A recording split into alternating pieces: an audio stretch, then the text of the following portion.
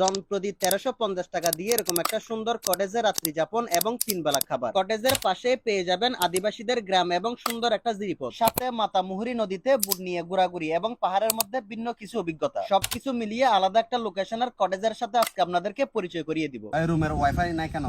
চলতেছে না তো ওয়াইফাই?